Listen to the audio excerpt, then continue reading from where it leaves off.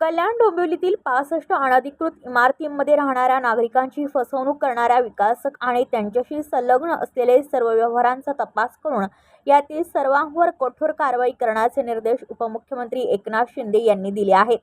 तसेच या प्रकरणात नागरिकांची फसवणूक करणाऱ्या संबंधितांवर कारवाई करण्यासाठी पालिकेने आर्थिक गुन्हे अन्वेषण शाखेकडे तक्रार करून गुन्हे दाखल करावे असे निर्देश शिंदे यांनी कल्याण डोंबिवली मनपा आयुक्तांना दिले।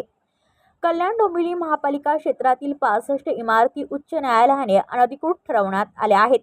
यातील रहिवाशांची संबंधित विकासकाकडून फसवणूक झाली असल्याने आज हजारो कुटुंब बेघर होण्याच्या छायेत आहेत। तर न्यायालयाकडून या इमारती निष्कासित करण्याचे आदेश देण्यात आले आहे। मात्र असे झाल्यास काही हजार कुटुंब बेघर होतील। याच पार्श्वभूमीवर आज राज्याचे उपमुख्यमंत्री एकनाथ शिंदे यांच्या अध्यक्षतेखाली सह्याद्री अतिथीगृहात विशेष बैठक पार पडली।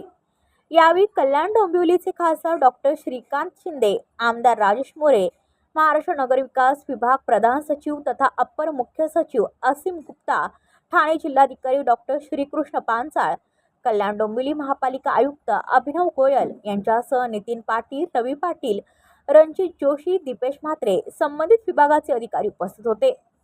अनधिकृत बांधकाम प्रकरणातील नागरिकांना न्यायालयीन निर्णयाच्या अधीन राहून कशा पद्धतीने दिलासा देता येईल याबाबत सविस्तर चर्चा करण्यात आली। तसेच या प्रकरणात नागरिकांची फसवणूक करणाऱ्या संबंधितांवर कारवाई करण्यासाठी पालिकेने आर्थिक गुन्हे अन्वेषण शाखेकडे तक्रार करून संबंधितांवर गुन्हे दाखल करावे असे निर्देश यावेळी शिंदे यांनी दिले। तसेच भविष्यात या पद्धतीने पुन्हा इतर नागरिकांची फसवणूक होऊ नये यासाठी योग्य पद्धतीने जनजागृती करावी असेही शिंदे यांनी यावेळी सांगितले। यासाठी महापालिकेच्या माध्यमातून जनजागृती करणारे फलक शहरात जागोजागी लावावे।